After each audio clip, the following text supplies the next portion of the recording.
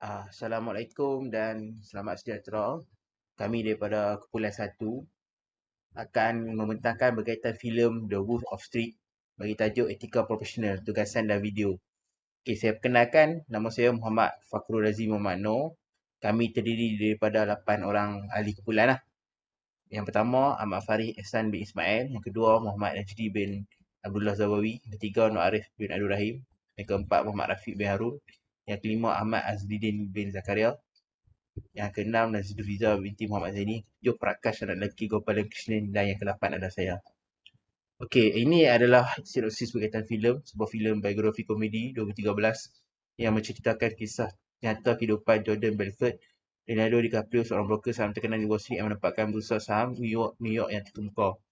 Beliau merupakan para pelabur dan memperoleh keuntungan berjuta-juta dengan menjual dan expose dalam filem ini. Beliau menunjukkan diri sebagai usahawan yang digilak dan berjaya, melatih para pekerjanya melalui teknik penjualan saham yang berkesan. Namun begitu tidak lama beliau menjalani kehidupan yang serba mewah dan akhirnya menemui sisi gelap yang meruntutkan seluruh kajiannya terjerumus dalam kancah jenayah yang pengubahan haram, penyalahgunaan dadah dan kecurigaan.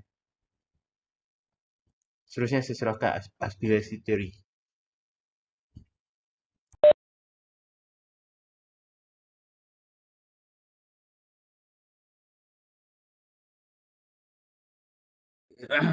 Selamat.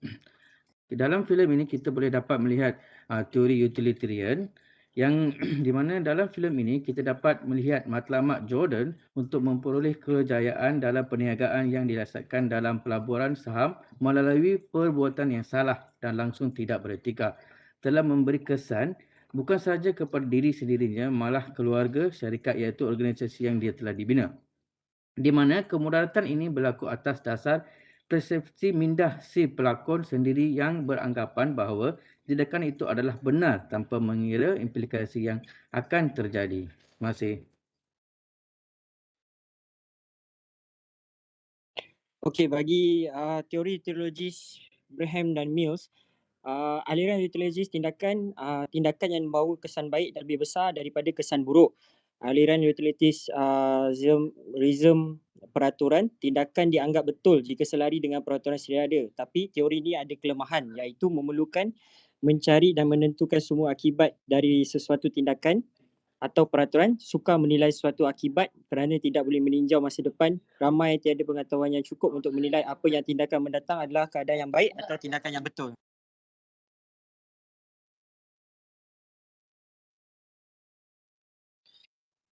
Bagi teori Marxism, nilai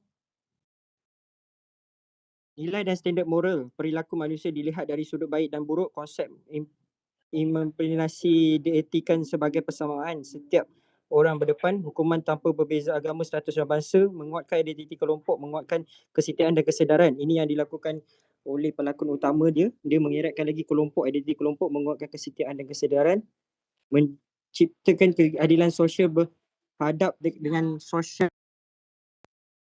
Undang-undang sebagai dikuasai oleh kelas sosial yang menentukan kekuasaan politik, ekonomi dan agama. Kerendahan diri, sikap pasrah, berbuat baik dan lain-lain diajar dalam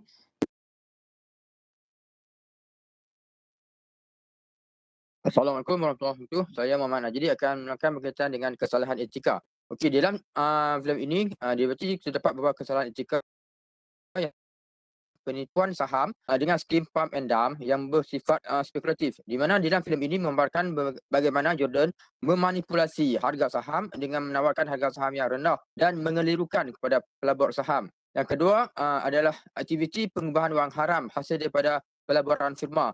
Hasil dari memanipulasi jualan saham tersebut, wang yang dihasilkan cuba digubah dan dipindahkan ke Bank Switzerland bagi mengaburi mata pihak berkuasa untuk menyelamatkan wang haram tersebut. Kesalahan ketiga adalah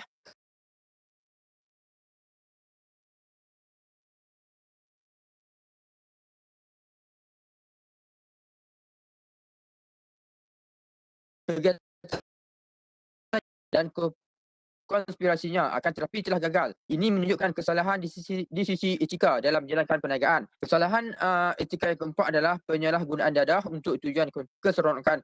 Penyalahgunaan dadah di kalangan kaki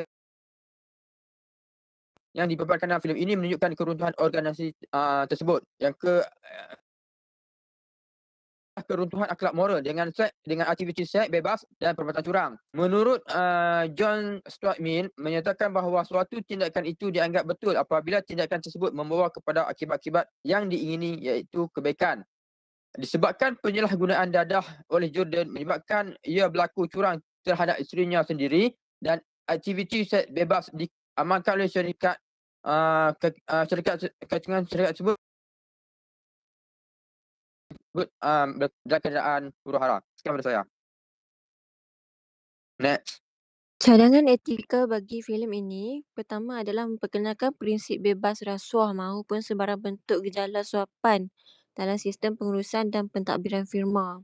Kedua, penerapan nilai-nilai murni dalam kod etika gerak kerja untuk diamalkan oleh kesemua individu yang bekerja dalam syarikat.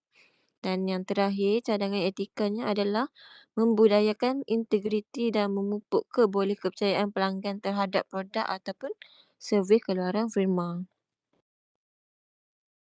Next. Okey, saya teruskan untuk nilai-nilai moral. Pertama, ketamakan wang atau harta akan hanya membawa padah kepada seseorang individu. Kedua, mempunyai keberanian yang tinggi untuk bangkit daripada kegagalan. Ketiga, optimis terhadap sesuatu perubahan dan keadaan yang mencabar.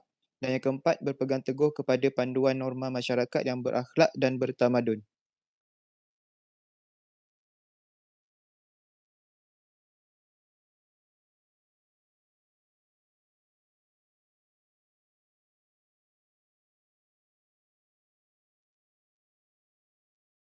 Menjalankan aktiviti yang melibatkan kerjasama dengan orang lain.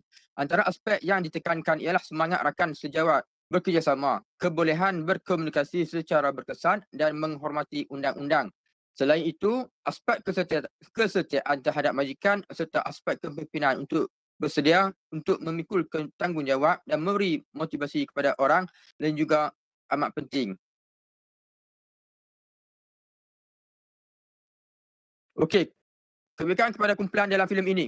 Simbol yang ditunjukkan Jordan sebagai pemimpin bermula dengan dia akan buat syarikat saham dengan merekrut kawan lamanya. Begitu juga apabila membawanya ke sebuah restoran yang membuatkan Jordan menjemput rakan-rakannya menjadi pekerja di syarikat saham. Jordan di sini mengajak kawannya untuk menjadi kaya dengan bekerja dengan Jordan. Rakan lama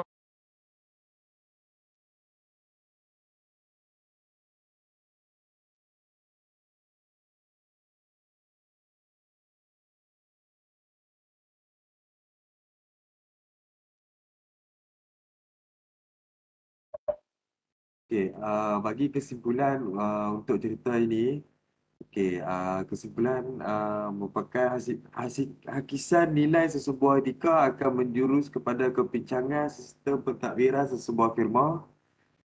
Kesemua kaki tangan dan pemilik syarikat tidak terkecuali dalam pengamalan nilai-nilai etika dan dijadikan sebagai teras pembangunan sesebuah firma. Tindakan yang baik dalam gerak kerja dapat memupuk nilai etika yang betul selain meningkatkan prestasi syarikat secara keseluruhannya. Akhir sekali, budaya kerja yang berlandaskan nilai etika yang positif dituntut kerana persoalan integriti akan menjadi satu ancaman jika fokus terhadap nilai-nilai etika yang murni tidak dapat diberikan perhatian dan akan merosakkan reputasi sesebuah syarikat. Sekian, terima kasih daripada kumpulan kami.